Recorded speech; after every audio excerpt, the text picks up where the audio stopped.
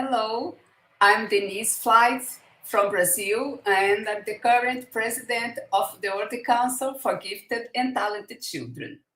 It's a great pleasure to introduce our keynote speaker of this morning, Dr. Vlad Glaveanu.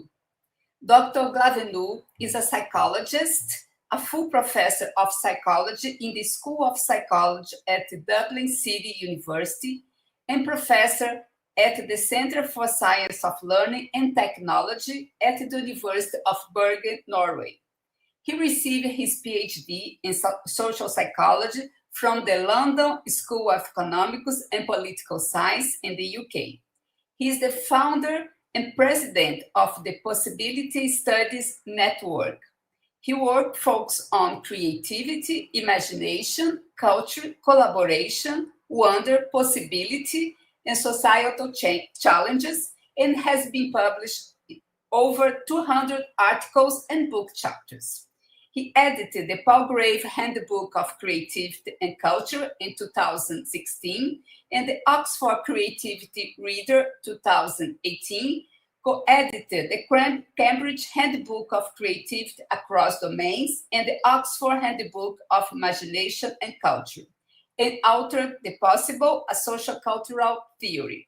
He's the editor-in-chief of the European Journal of Psychology, as well as Possibility Studies and Society.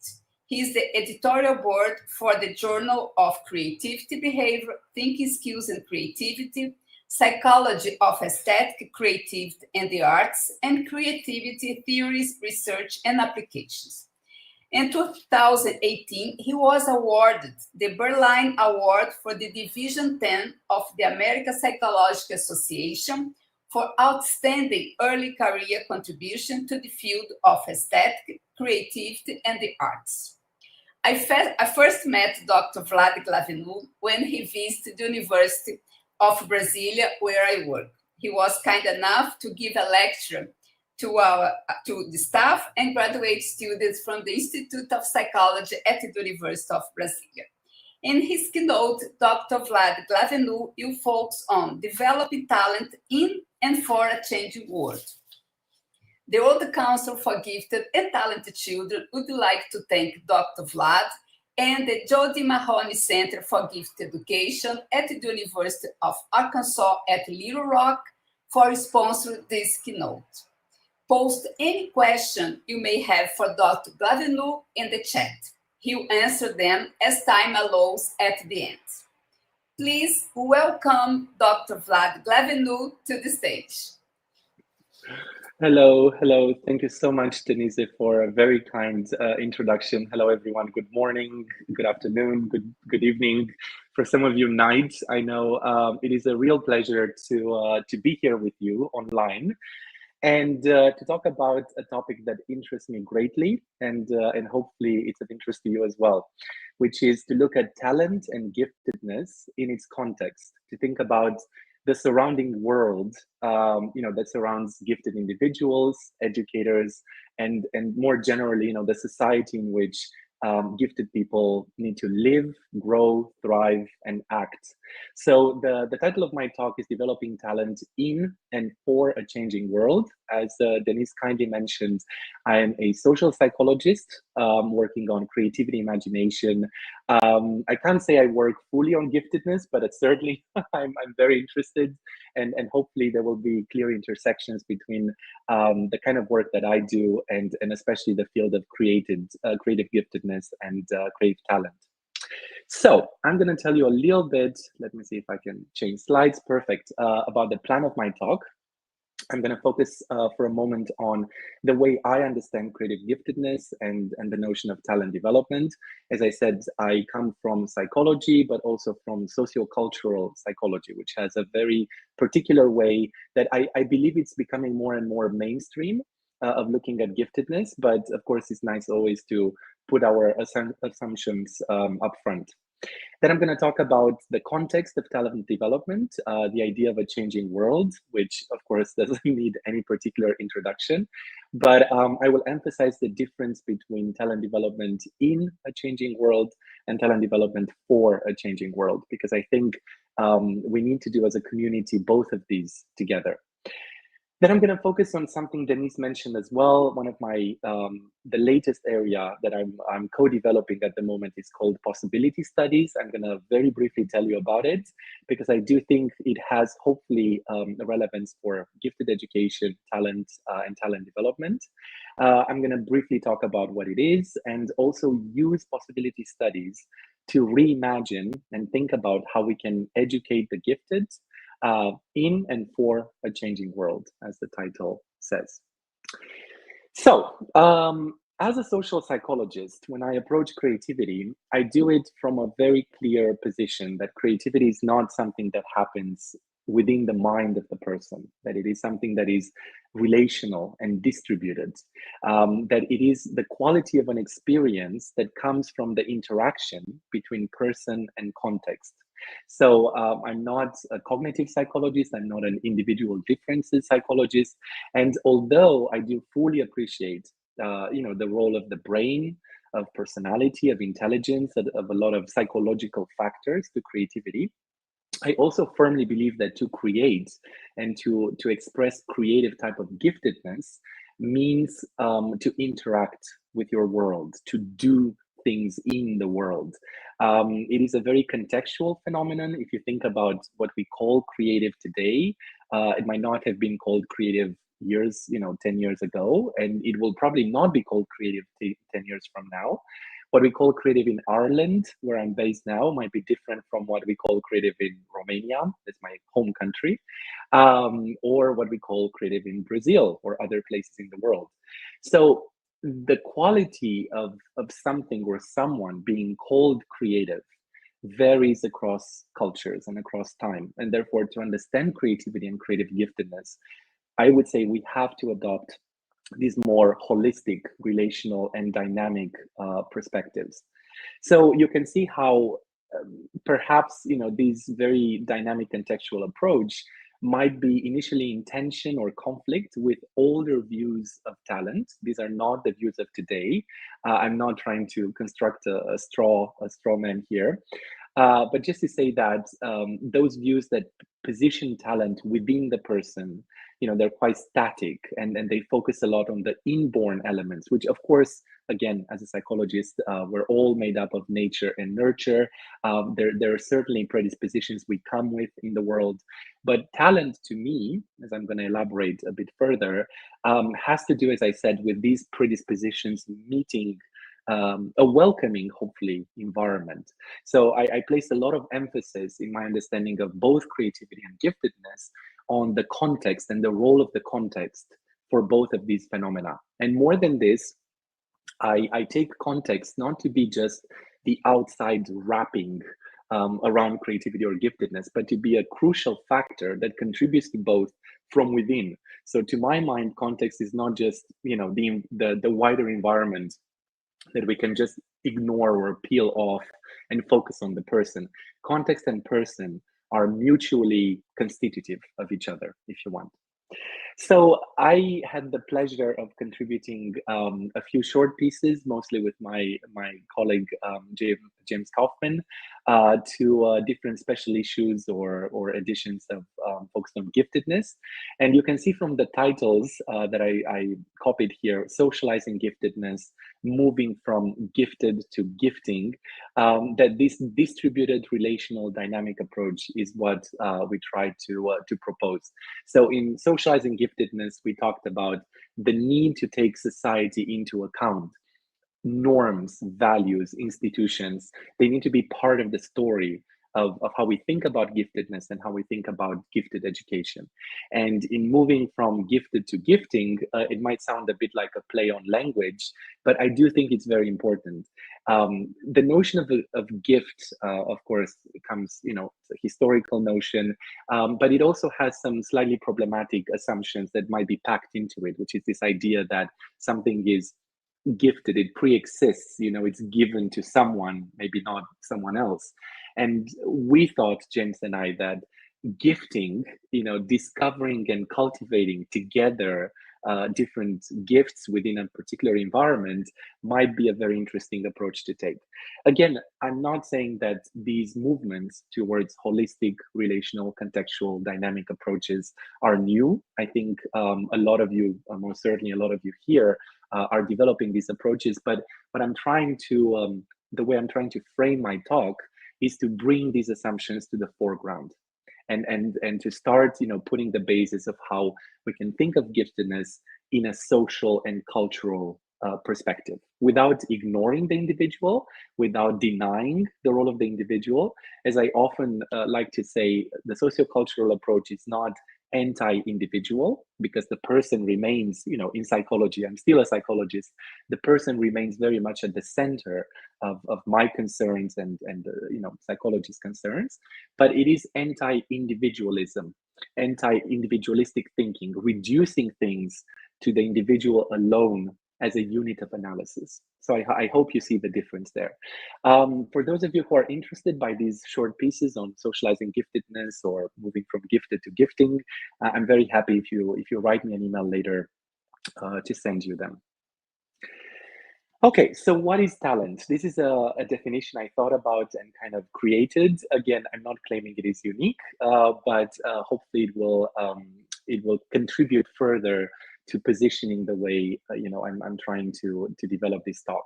So talent, for me at least, it is the kind of successful in cultural terms and persistent over time pursuit of interests co-developed by person and world, so essentially distributed. You notice that there is a theme I'm developing here, from distributed creativity to distributed talent.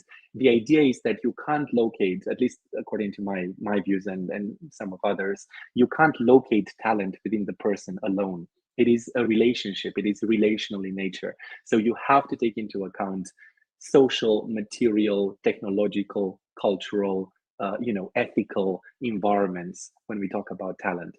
So the emphasis here, when I say successful, for instance, I don't mean that talent is always something that leads to great achievement, because as we know, there are talents that are hidden, underdeveloped, not really, discovered yet. But it is something to be recognized as talent. It needs to resonate with the cultural environment of the person. We are very likely to think of talent in terms of sciences and the arts and maybe design, but maybe a bit less likely to think of talent in other areas of human life and activity. More and more we are opening to the creativity of everyday life, but for a long time, things like, gardening or cooking or hairdressing or things like that were undervalued culturally, and they were not considered by, creativity scholars or proto-creativity scholars, if you want, because back then maybe people didn't think of creativity. But what I'm trying to say is that the culture of the time in many ways guides what we define and consider as talents. And it is an interesting exercise, especially as in this conference, there are so many cultures present, and I'm sure very interesting conversations, to think about what is talent from a cultural perspective. What is being recognized as talent, what is being acknowledged as valuable for a society, because talent has this, in a way, intrinsic valuable or useful dimension to it. And persistent, meaning that, of course, when we talk about talent and interest and skills, we're not talking about a one-off event, but about a continuity, a kind of pathway of engagements between person and world. I'm going to become more concrete with this, do not worry, but just to give you the bigger framing. So in that sense, when I think about talent development, I adopt this double lifelong and life-wide approach. As we know, lifelong means, of course, that we don't consider only childhood or early childhood or any particular stage of life. We have to look at the growth, maturing, the challenges posed by talent across the lifespan, and life-wide in the sense that we have to look across domains of activity, domains of existence. We have to look beyond the school itself and towards the family, home, society, institution. So to adopt this, I sometimes think of them as vertical and horizontal. The temporal line for me is a bit vertical. Here it's a cultural bias, isn't it, about how time is seen in Western cultures, speaking about our assumptions and the cultural basis of it. And life-wide would be horizontal, that, and all of these domains of life move across time, and talent is developed and hopefully expressed in a variety of them. So I'm going to focus more, on creative talents, because again, creativity is my area. Creative giftedness would be the closest area that I could potentially speak to. So just to make that note, but probably I'm going to use the word talent more generally. You'll know my particular focus. And the proposal I have for you is that talents, creative talents, but I would say talent in general, is future oriented and contributes to future making, to building the future. Now, we know in psychology, and we start acknowledging more and more, that as human beings, we are always future oriented. We're always kind of moving towards an open-ended, undefined, yet to be defined future. And we have a lot of research going from, things like perception, very basic processes, to memory, to, of course, creativity, personality, intelligence, showing that when we act in the world, when we perceive the world, we don't only act and perceive the world as is, but we engage immediately with the world as could be. Even memory, which is such a function that people would assume it's about the past, it's actually also about the future. We remember the past in the present for the purpose of doing something in the future, immediate future, medium future, long-term future.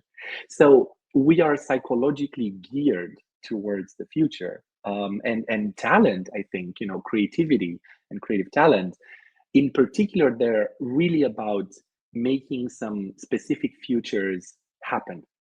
A lot of what creativity is about, it's really about acting in the world, and it is about producing things that, enact specific futures that we want to see happen. And of course, there are many challenges, and not everything we envision creatively gets to actually happen. But you see the point I'm trying to make, that the future is an important element to consider when we talk about talent, when we talk about talent development. Now, this future takes us also into the world we live in today, which is very much a changing world, a challenging world, a difficult world in many ways. I'm not going to dwell on the many challenges we're confronted with. I think we're all very aware, from the climate emergency to just the post-pandemic context, inequality, nationalism, all sorts of misinformation, the birth of AI that poses specific challenges as well as opportunities, wars, and so on. So it is a complex context. In many ways, it reminds me of, I think, Dickens' line of, it's the best of times and the worst of times, because at the same time, as a society, as a global society, we live perhaps, or some of us live, because of inequality, of course, some of the best lives compared to our ancestors. But at the same time, we're confronted with what people are calling this VUCA context, as I'm sure you know the acronym. So we live in worlds that are volatile, uncertain, complex, ambiguous, and these pose a constant challenge. And I think this challenge is something we should all raise up to. But gifted individuals looking to develop their talents in particular are confronted with how they can do this in a world that is very much unpredictable. So as we talk about talent as geared towards the future, now we're talking about talent as geared towards an open, uncertain, and sometimes, scary future. So how do we prepare people for living in these kind of worlds with these kind of futures, but also for changing worlds? So instead of being just passive recipients of the future to come, that we fear and we don't know about, and it's ambiguous and complex and so on, that we actually make that an asset, that we develop talents in ways that actually address head on the changing nature of the world, address these challenges, and help individuals and societies thrive and not only adapt to the world as it is today. So all of this means giving the future a dominant, a prominent role in how we think about talent and how we think about the future as embedded in talent development, the future as envisioned and enacted by by developing a specific talent, but also about education itself. I'm going to speak a lot towards gifted education and education in general, because I do think there is much to talk about when it comes to the VUCA world we live in, and the big discrepancy with education, how it is done today in most places. And this takes me back, speaking of the future and the past, and the future in the past. I'm sure some of you know these. These are postcards made by a French artist in the 1900s, so over a century ago.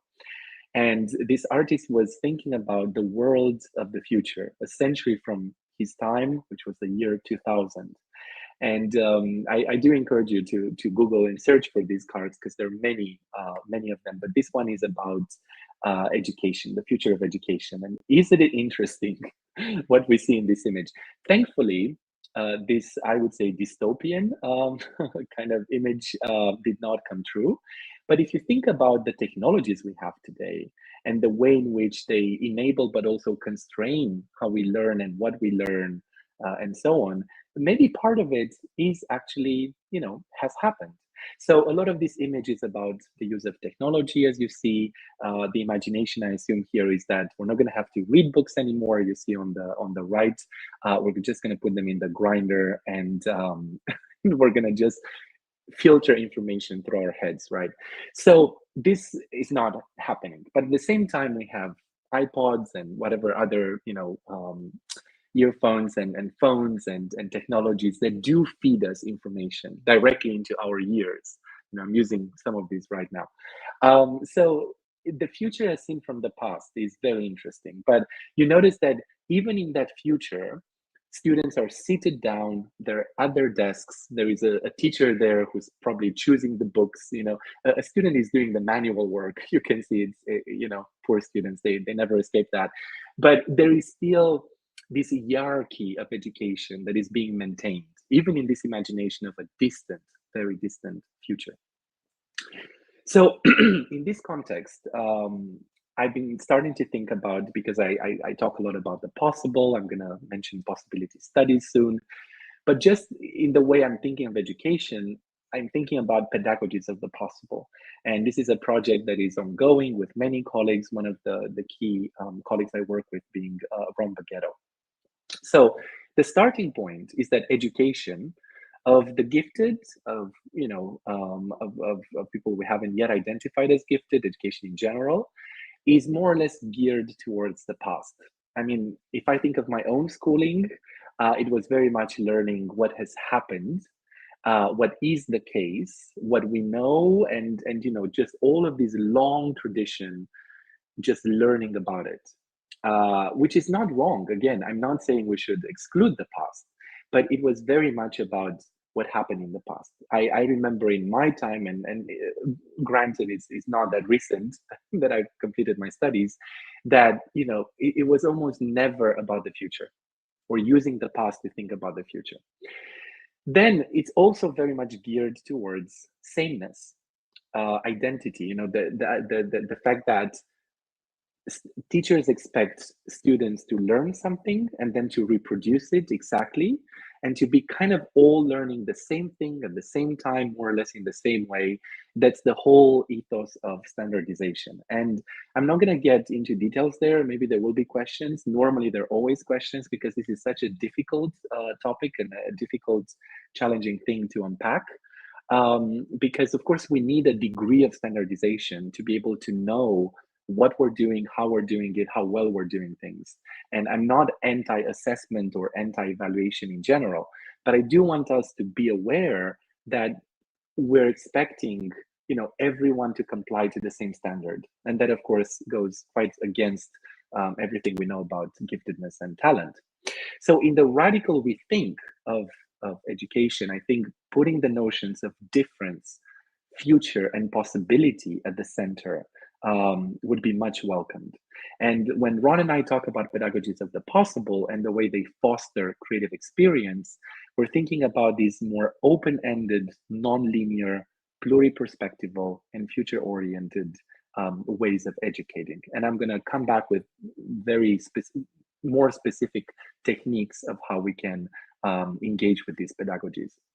But before I do that, because I mentioned the possible on and on, I do want to mention briefly what possibility studies is. So it's very much an emerging field of study, transdisciplinary, very, very transdisciplinary and very international at the same time, focused on how individuals, communities, societies become aware of, explore, enact, or choose not to enact specific possibilities that we can think of in psychological terms, but also material, technological, social, cultural, political, and so on.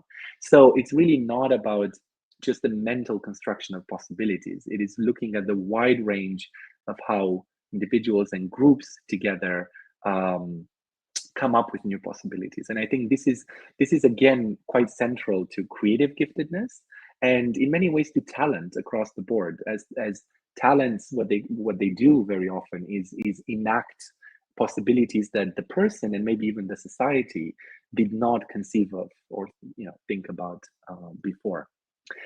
Possibility studies is riding the wave of interest in a lot of these phenomena, like wonder, imagination, curiosity, creativity, anticipation, utopia, serendipity, many other topics. So here I just exemplify with a few. I don't know if you can read, maybe it's a bit too tiny, but just looking at the way the graph, this is ngram from Google, right? It's about the use of these words in a lot of written text that exists online.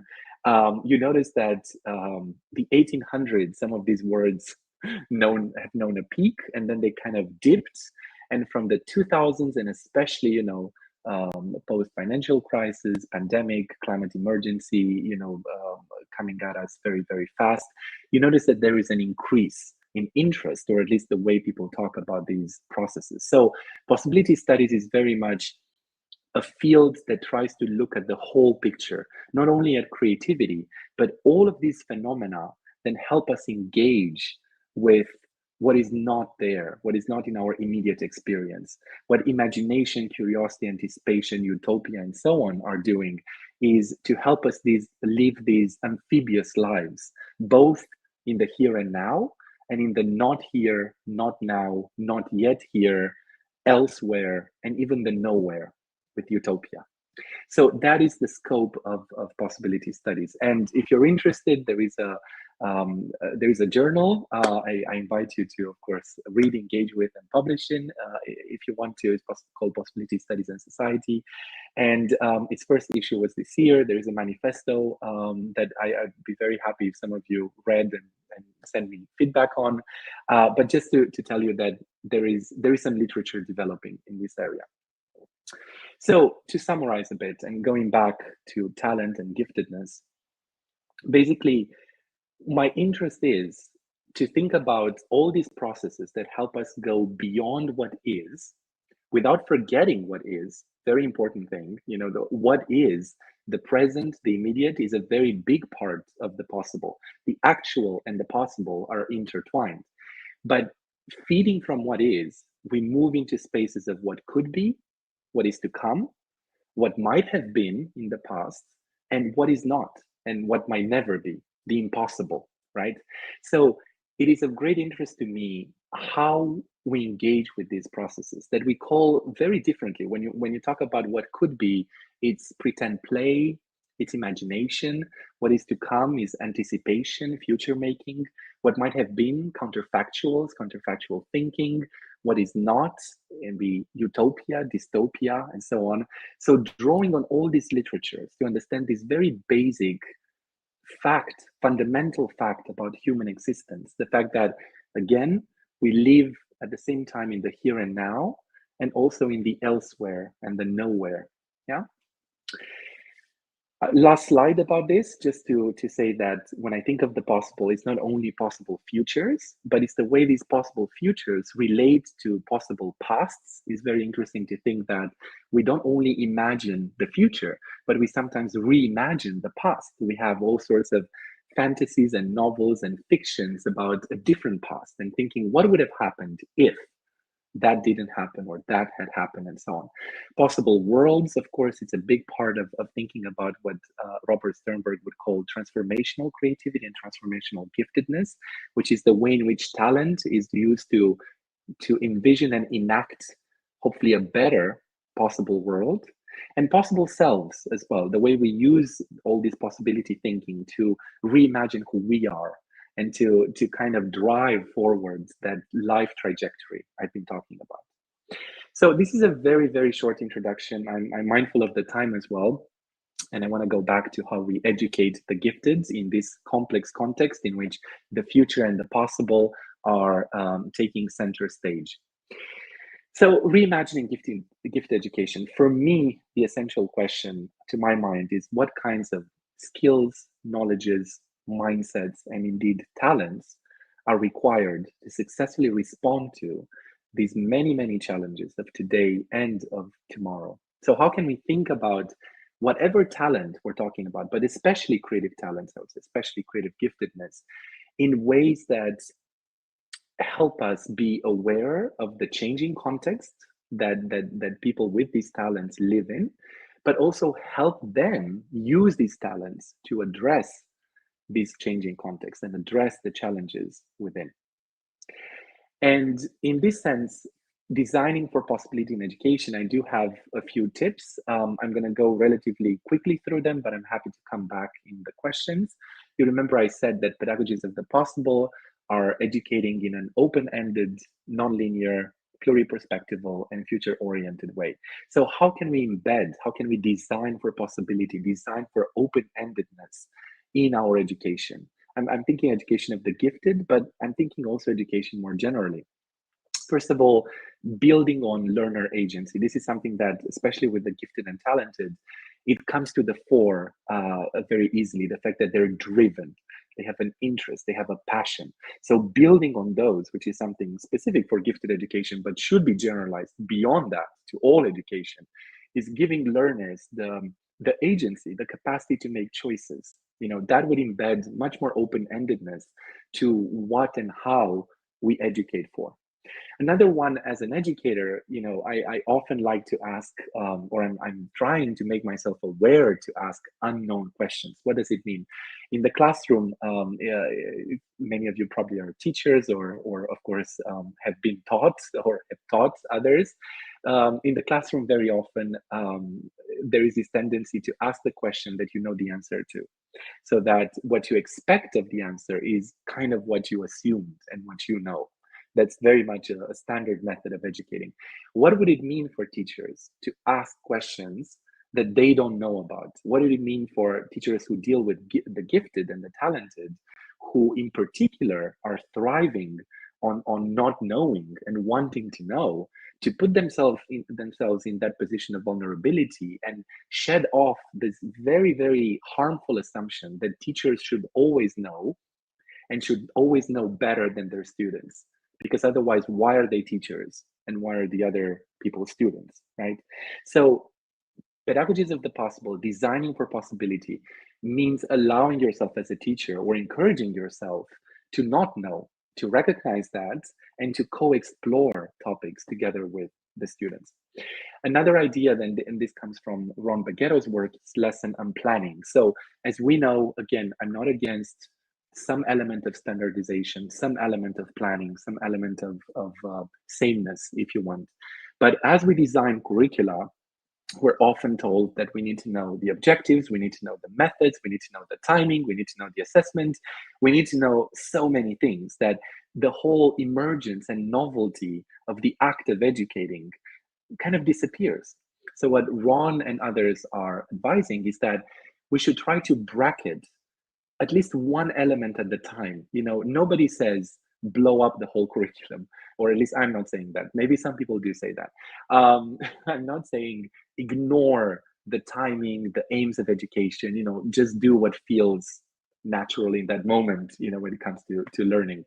But we can try bit by bit to unplan, to bracket maybe the exact topic we want to talk about. Keep the processes, but change the topic. Or the timing of a session. Instead of saying 1 hour, I'm going to do this, live it for 2 or 3 hours and see what happens if you have the possibility. So unplanning specific things of the lesson and seeing the change. Non-linearity. So how do we design for that? There's a lot of talk nowadays, and not only nowadays, for a few decades actually, about the role of failure. And there's a growing literature on fast failure, which means allow students to prototype and test out their ideas from early on. And even if they fail, that failure, what we call failure in inverted commas, because it has such negative associations, that represents an amazing learning opportunity. So if we can turn not only gifted education, but all education into a way of not only allowing, but encouraging students to make mistakes and learn from them, what a world of possibility that would open. And I'm saying this being very mindful that we often educate, for people to know. We consider not knowing as not only not a virtue, but as something that needs to be punished and penalized. If you don't know and you should have known, you're going to get a lower grade. So allowing people to kind of test out ideas, to take risks, and to fail, but to fail in a way that is pedagogical and that leads to an insight, would be an amazing way of changing around, shifting traditional education. Again, from Ron Baghetto, he talks about creative openings. Creative openings are these moments in the classroom when things happen that are outside of our control, outside of what we expect. For instance, a student says something that we don't know what to do with, and it comes from nowhere somehow, and you might not know exactly how to relate it. Very often what teachers do is close up that opening. It's an invitation to take another route, basically. It's an invitation to do things maybe a bit differently. So encouraging, fostering creative openings is to take that moment and think, I don't know how to think about this, but let's explore it together for a second. Let's think about what was said or what was done or what happened.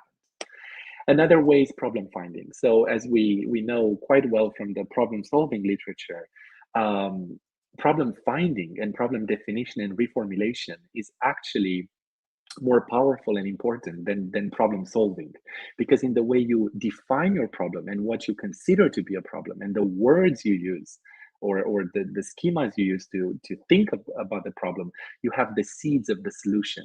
So helping students and teachers as well become flexible and reformulate problems many times over and dedicate real time to problem construction and problem finding would also be very much part of designing for possibility. Pluriperspectives. So every topic we discuss in education, absolutely every topic, has multiple ways of being looked at, potentially, multiple perspectives or points of view that we can bring to it. How do we foster this? How do we make students aware that although we're teaching them a version of things, how things are, how things happened, there might be contested points of view or other ways of looking at things or some marginalized voices around things, right? So the personas method comes from design, and it is about imagining another person, how their life, their interests and experience would be, and how they would approach a particular problem or a particular issue. So encouraging students to engage in empathy and perspective taking, basically, and look at the world and the problems and the knowledge they have through the eyes of another person or another group is very beneficial here. Another point for pluriperspectivism is to delay closure. As we know, again, from research on creativity and problem solving, very often it is hurrying to answer the problem that puts students into a particular a particular track, So delaying closure means allowing students to explore, and in exploring, to talk to each other, to be able to exchange about a problem or an issue, to enrich the way they think about it, and then go on to solving it. I think very often in education, we don't give this time that is so precious to experiment and to play with the problem. We give a problem, we expect a solution. Very often, at least in my day when I had my schooling, you even had like 10 minutes, you have to solve it. So immediately we jump to, again, what I said before, problem solving. Another point here is dialogical encounters. So fostering real dialogue between students and teachers. What is the marker of real dialogue? It's not that everyone talked. Very often teachers would have this assumption, and I've interviewed and I've observed classes where they come off the class and they think, what a wonderful dialogue we had. I talked with my students. Was it really a dialogue or was it a monologue wrapped into what seems to be a dialogue? The marker of dialogue for dialogical thinkers like Bakhtin and others was surprise. Surprise. Did anything surprise you in the exchange with the other person? Because if nothing surprised you, then your dialogue led you to exactly the same things that you were thinking about and reinforced your assumptions. I'm not saying this is always wrong. I don't think we should be surprised every moment of the day. But in education, in gifted education especially, we need to find ways, of course, to foster this dialogism.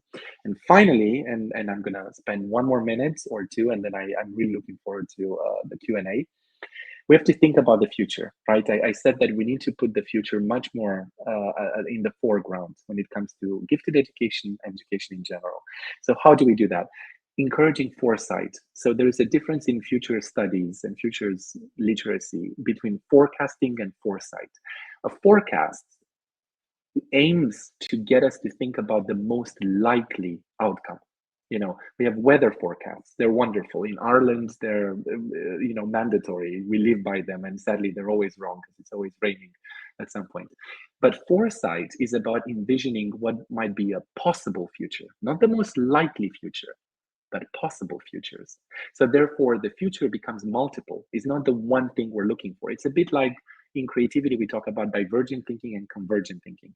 So instead of converging on one solution, on one future, let's open up and think about even less likely futures, even impossible futures. I'm going to come back to that with utopian thinking. The second point, user innovation. So our students, especially gifted, talented students, but students in general, have a wealth of expertise and a wealth of knowledge and a wealth of interest and curiosity. How can we mobilize that? How can we let our students create and innovate as they're learning? Very often we have this implicit assumption in education that there is a moment to learn and then there is a moment to create. And very often you first need to learn, and therefore in school we don't really expect students to do great things or create novel things. They need to learn, and then they're going to be able to create or innovate. That is a complete mistake and a misassumption, because we learn and create together. So user innovation is about giving students the opportunity to innovate around the knowledge or objects or things or ideas that you are discussing in the classroom. Let them take the lead and make something different out of what you're proposing or teaching them. And finally, utopian thought. I was mentioning the open futures, multiple futures, and impossible futures. It is, utopias have almost no place, at least they had no place in my education. Maybe if you study literature, you get one lesson, if you're lucky, about utopia as a literary genre. But utopias are much more than literature, of course. That is the emblematic case. But utopias are about thinking about impossibility. How often do we think in education really about what is impossible? There are so many lessons to be grasped about our assumptions. Why is something possible? Why is something impossible? What kind of impossibilities are we envisioning? If they're desirable, why are they impossible? Or what kind of worlds do we need to build to get towards, a utopian future? But also, what are the limits of this future? Again, we're always taught in literature about how utopias can turn dystopian. So embedding this into education and gifted education would help us bring that ethical dimension and kind of thinking ethically and responsibly about the future.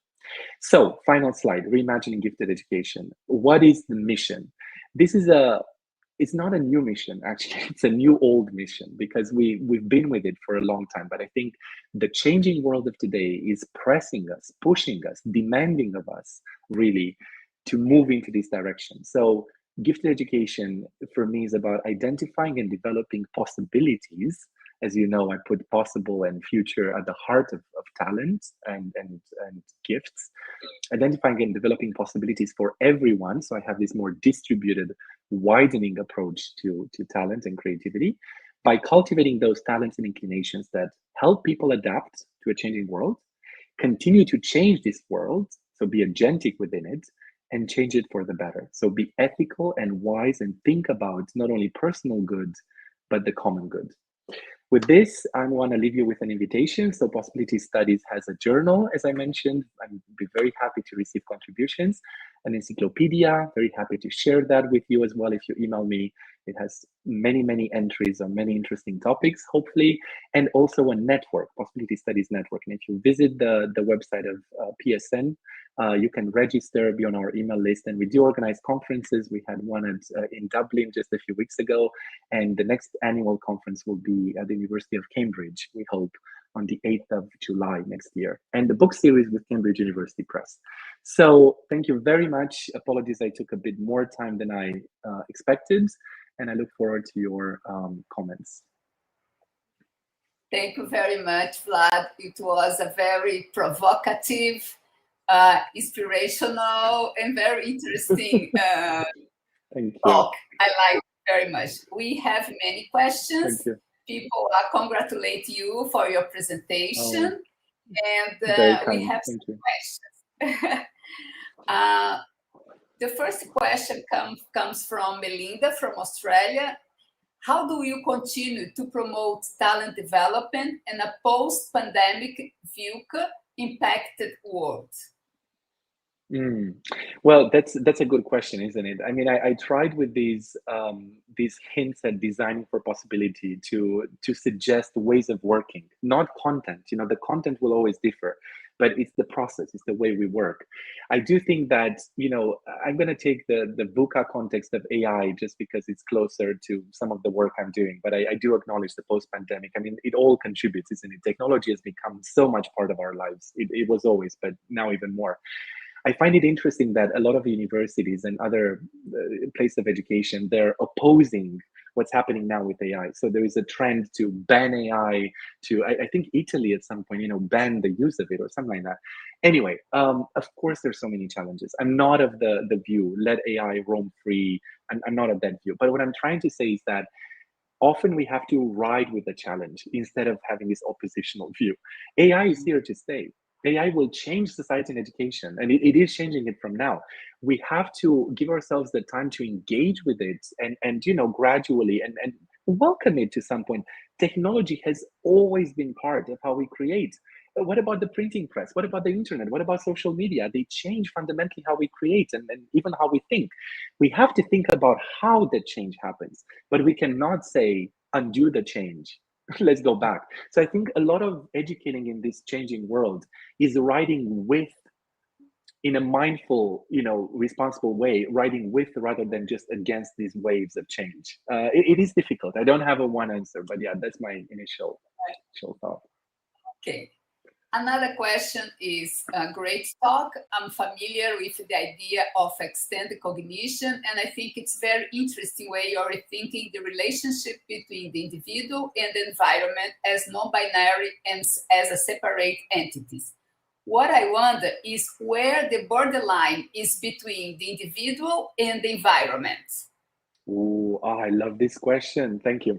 So I'm also inspired by expanded distributed cognition. I mean, they're the 4 E's of cognition and so on. As a socioculturalist, my focus is very much on, you know, it is interdependent, but you can approach it from the angle of the person or the angle of society somehow. And I'm more approaching it from the angle of society, if it makes sense. But it is a great question. Where does the mind end and where does the environment begin? So in my view, I adopt almost like a Merleau-Ponty kind of approach. You know, all these metaphors about like the blind man and the stick. You know, perception doesn't end with our fingertips. When we use the tool, the ends of our perception become the ends of that tool. And at the same time, of course, we expand our thinking into the world. Like we put reminders on our phone, you know, going back to technology. And with AI, who's going to do the thinking? We're doing the thinking with AI. So I think the question of where the boundary is good and excellent, but we need to think more in terms of processes rather than just the boundary itself. So it's more about collaborating and how we do it rather than just saying this is the person, this is the mind, and from here is the world. It's kind of challenging, especially since we have a lot of legal copyright related issues as well. So there are many complications. There are some areas of life where people want to know who created that, who's the author, who do we give money to, who do we protect the rights of.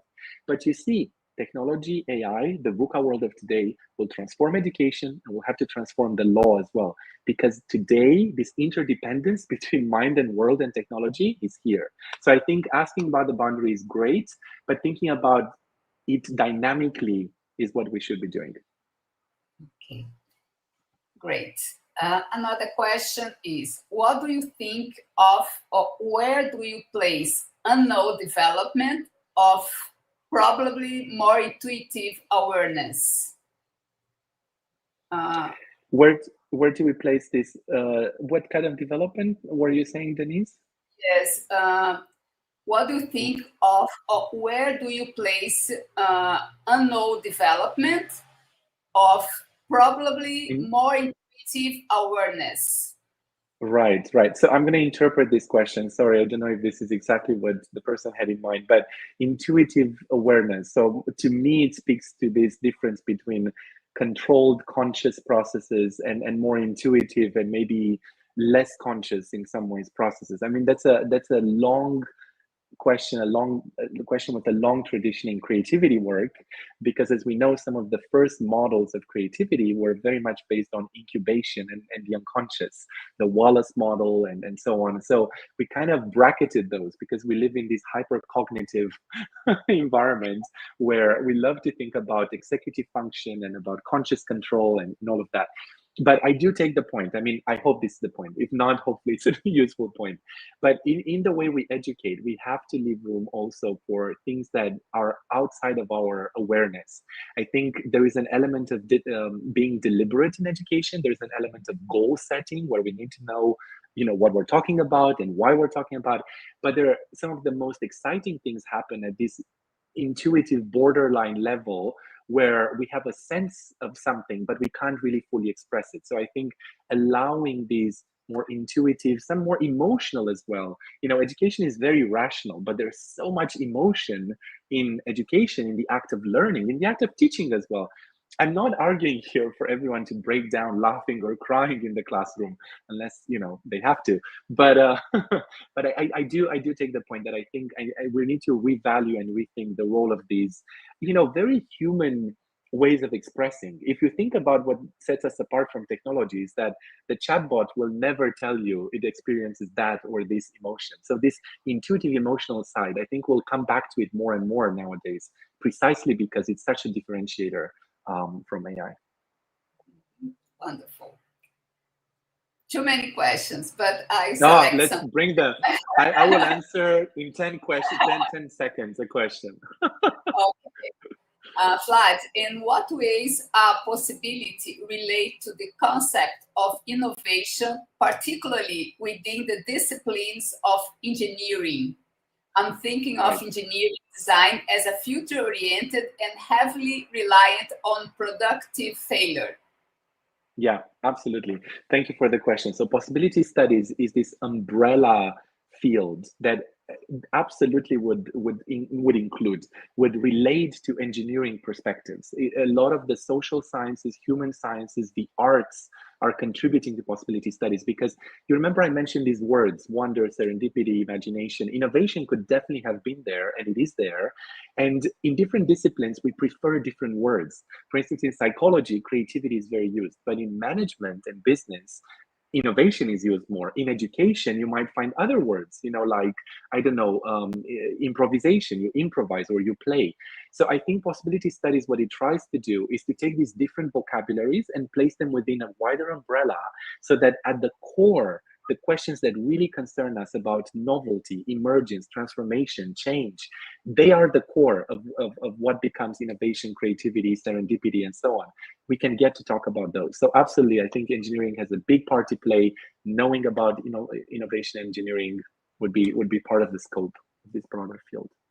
Okay.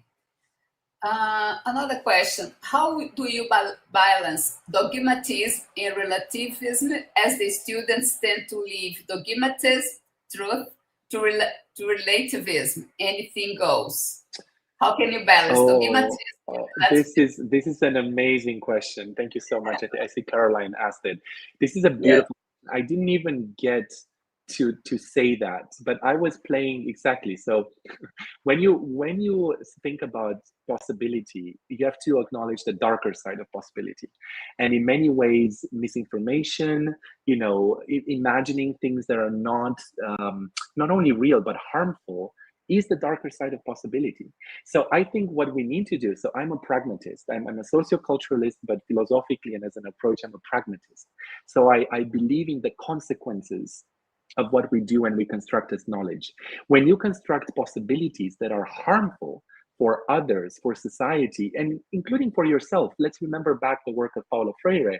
I'm speaking about Denise as well here, in the sense that when the oppressor is also oppressed by the kind of ideologies they uphold, and by dehumanizing others, we dehumanize ourselves. Anyway, a longer thing to say, but what I'm trying to say here is that possibility is not about everything goes in an unethical, unhinged way. It should be a pragmatist possibility.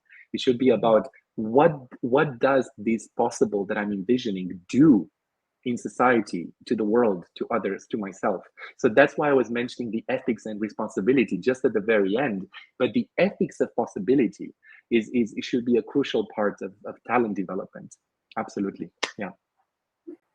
Okay, I think we have two more questions, and Great. very often teachers will have these assumptions. Quote, is really an interesting phrase. Very often teachers will have this assumption.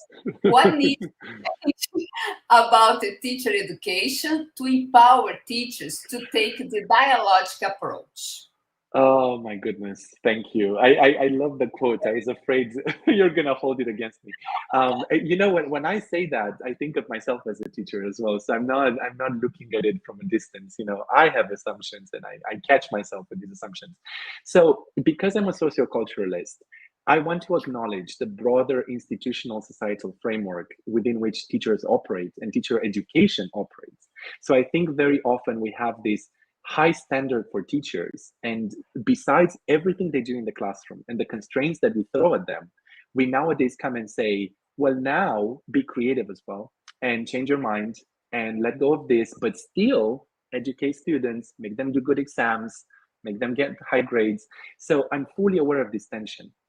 So that's why my advice when it comes to teacher education is that, first of all, we need in society more widely to think about why do we hold on so much to certainty, to just forecasting a singular future, to sameness in the sense of rejecting alternative views.